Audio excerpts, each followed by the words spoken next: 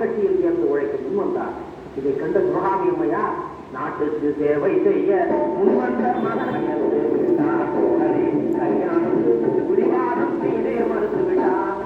அம்மாவும் தான் கல்யாண எண்ணத்தை கொண்டார். மகனை தேசத்தின் விடுதலைக்கு அர்ப்பணித்தார். இவ்விதமாக காமராஜர் ஒரு கிங் மேக்கர். இவரை போல 9 ஆண்டுகள் சிறையில் இருந்தவர் காமராஜர்.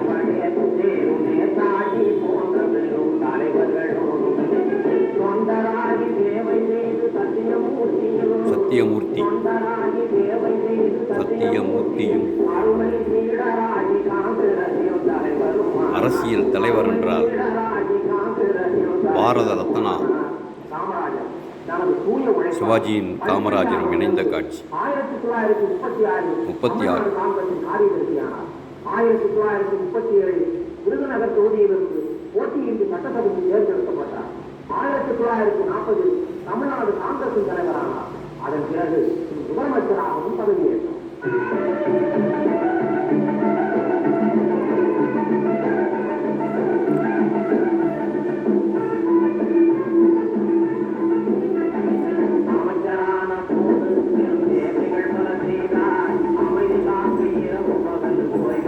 அணைகள் பல கட்டினார். அவர் கட்டிய அணைகள் தான் இன்று தமிழகத்தில் தண்ணீர் குடித்து கொண்டிருக்கிறார்கள். அணைகள், தொழிற்சாலைகள், தமிழகத்தை ஒரு இந்தியாவிலே முதல் மாநிலமாக மாற்றியவர் காமராஜர். அவர் புகழ் பாடுவோம். அவரை போன்ற ஒரு மாமனிதன் தமிழகத்துக்கு கிடைப்பானா? சிந்தனை செய்வீர்கள்.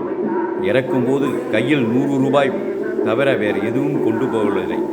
இவரை போல, காமராஜரை போல அப்துல் கலாம், அவரும் அந்த மாதிரி சிறந்த ஒரு பிரதமர், சிறந்த முதல்வர். உலகிலேயே சிறந்த முதல்வர் காமராஜர். உலகிலேயே சிறந்த பிரதமர், இந்தியாவின் பிரதமர்.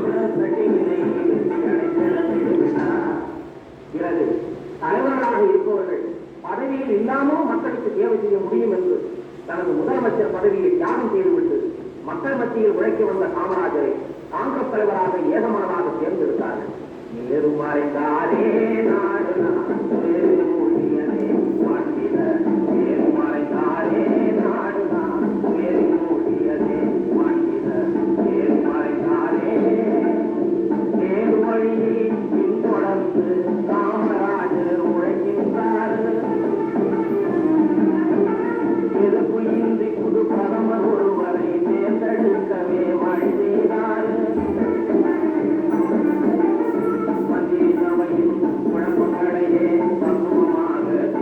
லால் பகதூர் சாஸ்திரி, சிறந்த லால் பகதூர் சாஸ்திரி.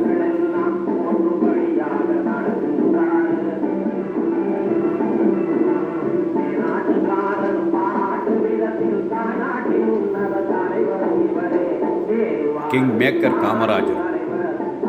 பிரதம மந்திரி நினைத்திருந்தால் பிரதம மந்திரியாக கூட ஆயிருக்கலாம். ஆனால் தமிழன் விரும்பவில்லை. காமராஜர் மரணத்தை தழுவிய போது அவரிடம் இருந்த சொத்து இதுதான். சட்டை பையில் 100 ரூபாய், கதர் வேட்டி 4, கதர் சட்டை 4, கதர் துண்டு 4, செருப்பு 2 ஜோடி, கண்ணாடி 1, பேனா 1, சமையல் பாத்திரங்கள் 6.